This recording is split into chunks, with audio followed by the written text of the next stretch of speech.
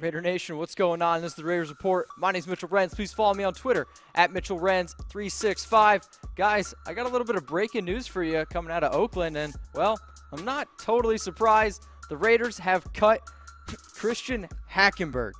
He was traded to the Raiders on May 22nd in exchange for a conditional 7th-round pick in the 2019 NFL Draft. Why is it important that the Raiders cut him? Well, first, the Raiders get back their 7th-round pick. And second, I've been right all along in saying that Christian Hackenberg is #bad.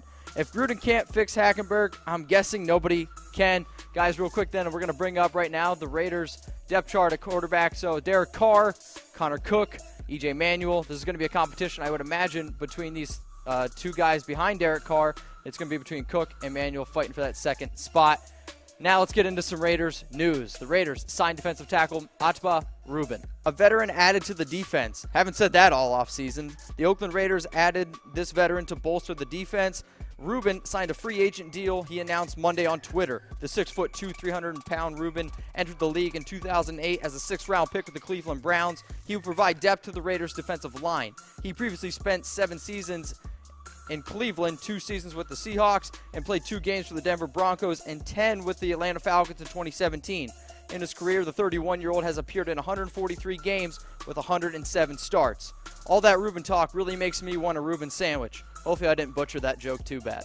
Let's get into the next bit of news I got for you guys. Raiders signed defensive lineman Frostee Rucker, another veteran that we added. The Raiders signed Cardinals defensive lineman Frostee Rucker to a 1-year deal. Rucker played 6 seasons in Cincinnati and 1 in Cleveland. He had 5 years in Arizona, and he had 176 tackles, 21.5 sacks in his career.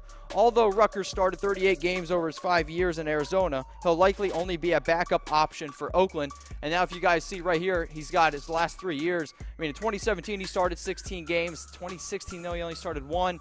And then 2015, the 13 games there. But as you can see, in 2017, maybe if we can get a guy who can just add a little bit of depth to this defensive line, I like that a lot. Now, I got kind of a funny reaction poll for you.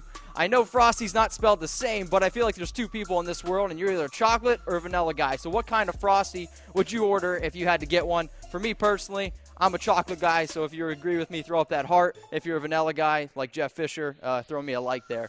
Next one I got for you guys, next bit of news. Oakland hosting the Detroit Lions for joint practices. So this is, I'm going to make a joke here, and I hope you guys don't take it the wrong way, but Martavis, he's probably going to be leading these joint practices, and yeah, I'm sorry, guys. I just had to throw that one in there, but all aside from Martavis, he's doing the right things. I don't want to crash his name too much. The Raiders will host the Detroit Lions for 2 joint practice sessions as part of the team's 2018 training camp schedule, the team announced on Friday. The Raiders and Lions will practice on Tuesday, August 7th, and Wednesday, August 8th, as the Silver and Blacks training camp home in Napa, California. The Raiders will then host the Lions in the preseason opener for both teams at the Oakland Coliseum on Friday, August 10th at 7:30 p.m. The remainder of the Raiders training camp schedule, including specific dates and times, will be announced in the coming weeks, so stay tuned on the Raiders Report so you don't miss anything. Raider Nation, thanks so much for tuning in to the Raiders Report. My name is Mitchell Renz. Please follow me on Twitter at MitchellRenz365. And make sure you guys subscribe to the new Raiders YouTube channel, which you guys can see below at chatsports.com, Raiders TV. Guys, we talk a lot of rumors on this show, so you need to understand my Raiders rumor scale. 0 Chucky heads, tuck rule, tuck that, not going to happen.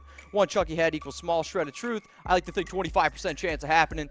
2 Chucky heads equals people are talking, 50-50. 3 Chucky heads equals pretty likely, 75% chance. And then 4 Chucky heads, believe it, baby, 100% this rumor is going to happen. Now, let's get into some of those rumors. Jordy Nelson is impressing Derek Carr. I'm giving this one 4 Chucky heads, believe it, baby. Jordy Nelson hasn't played 1 game for the Oakland Raiders, and he's already making an impact with his team, and especially Derek Carr. Just ask, well, Derek Carr himself, who is spending a lot of time with his new wide receiver during the offseason. This is exactly what Carr had to say. He's very outspoken in meetings. Coaches always say, if you have a question, ask. If you never know if it's a real thing, you don't want to speak up sometimes, but Jordy is speaking up every time. Jordy is very detailed, Carr said. He wants to do everything exactly how you want it done. I see why Aaron Rodgers loved throwing him the ball. He knows if you're comfortable, you'll throw it to them.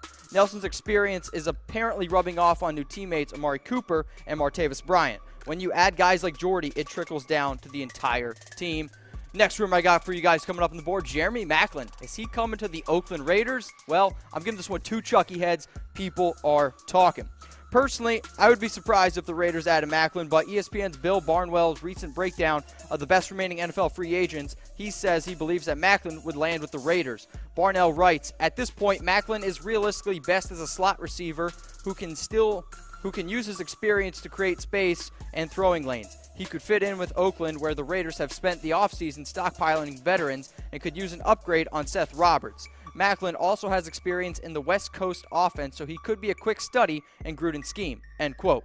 For me, it's an interesting argument for why the Raiders could be a fit for Maclin, and I'm not completely opposed to it. With that said, this team's wide receiver room is already pretty loaded. The top 3 wideouts currently are Amari Cooper, Jordy Nelson, and Martavis Bryant, while they also have Seth Roberts and the recently acquired Ryan Switzer. But I want to show you guys real quick Jeremy Maclin's last 3 seasons, and you can see in 2017 and 2016 he only played in 12 games, and sure, he didn't have very good numbers, but when you look at that 2015 year, 87 catches, 1,000 yards, and 8 touchdowns, that's also a year coming off of when Alex Smith didn't throw a touchdown to a single wide receiver. So if we can get to that 15 Maclin, I'd take him in a heartbeat.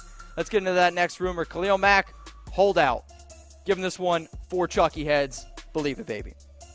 So, not what I wanted to hear, and to be honest, not really what I really wanted to report, but according to Ian Rappaport, the Raiders are not expecting star defensive end Khalil Mack for mandatory minicamp this week. That makes him an official holdout as he seeks a lucrative contract extension.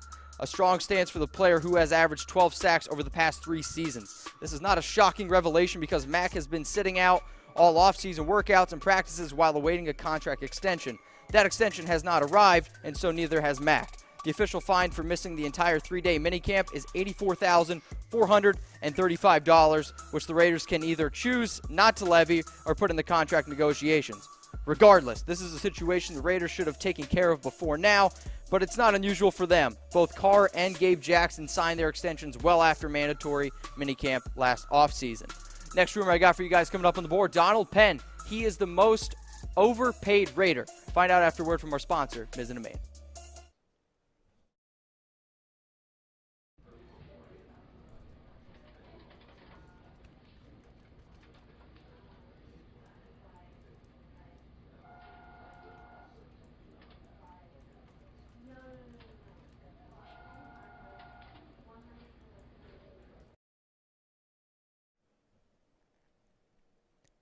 I'm giving this one 2 Chucky heads. People are talking. Chat Sports' own Brian Ralph wrote an article, The 4 Most Overpaid Raiders Players. Brian starts the article illustrating that 2017 wasn't the year the Raiders were hoping for and got rid of some bad contracts this offseason. The top name on the list is Donald Penn, who will be an $8.4 million cap hit in 2018. This is what Brian said when Penn was number 1. It appears that Colt Miller, Oakland's first-round pick, may be responsible for protecting quarterback Derek Carr's blindside in 2018, as he's been working out exclusively on the left side of the Raiders' offensive line. What does this mean for Penn? Well, Oakland is looking to trade him as they are on the hook for well over $8 million for a guy they don't want in the starting lineup. That, friends, is an overpay. Ralph also mentions other names like Bruce Irvin, Jordy Nelson, Seth Roberts. But I want to know from you guys, who do you think is the most overpaid Raider right now? Do you think it's Donald Penn? Do you think it's Bruce Irvin? Do you think it's Jordy Nelson? Do you think it's Seth Roberts? You can comment. For you guys on Facebook, give me a heart. If you think it's Penn, a like for Irvin, wow face for Jordy Nelson, or a laughing face for Seth Roberts. Next one I got for you coming at you, Donald Penn. Is he going to be cut? So we just talked about him being overpaid. Well, is he going to be cut? I'm going to give this one 1 Chucky head, small shred of truth. So this is from NFL Spin Zone. During his time with the Oakland Raiders, Donald Penn has done an incredible job protecting quarterback Derek Carr. In fact, only 1 sack he is allowed, and that was in 2016 in Week 16. In April, the Raiders drafted UCLA left tackle Colt Miller with the 15th overall pick, and Penn was not too happy about it. He actually called John Gruden immediately following the selection, and the conversation, well, it was not a friendly one. Penn broke his foot, resulting in a Lisfranc surgery, and has yet to get back to 100%. So, on Sunday, NFL Spin Zone released a list of 1 veteran per each team who is likely to be cut this summer. Of course, you never want to be in bad terms with Gruden, but the relationship seems to be okay now. Penn told NFL Total Access that Gruden coming to Oakland was like Golden State Warriors getting Steve Kerr, so you can see how much Penn respects the coach. The odds of Penn getting cut are pretty slim at this point. Gruden is building the team to win right away, and while guys like Parker and Miller may be legitimate left tackles in the future, the 2018 season is no time for the team to put a rookie to protect Carr's blindside. Last rumor I got for you guys coming up on the board, Guenther. Is he praising Tank Carradine and Fadol Brown? I'm giving this one 4 Chucky heads. Believe it, baby. Paul Guenther made sure to give a tip of the cap to both Tank Carradine and Fadol Brown, who have received some extra reps with Khalil Mack sitting out while negotiating a new deal. As Matt Scheidman of the Bay Area News Group revealed, Guenther used the word surprise when he was speaking about both pass rushers. Both Carradine and Brown are intriguing names and have taken interesting routes to get to this point with the Raiders. Carradine was a free agent signing by John Gruden and company this offseason, who spent the first 5 seasons of his NFL career with the San Francisco 49ers. He was originally a second-round pick out of Florida State, but was unable to do much from a statistical standpoint with the Niners. He totaled 75 total tackles with 5.5 sacks in 44 games, and although he did flash upside, he was never able to take that next big step. Now, for Brown, he was one of my sleepers. After being added as a 2017 undrafted free agent out of Ole Miss, there was plenty of interest surrounding him in a solid training camp and pre-season. Raider Nation, thank you so much for tuning in to Raiders Report. My name is Mitchell Renz. Please follow me on Twitter at MitchellRenz365. And don't forget to subscribe to that new YouTube channel, the Oakland Raiders Report.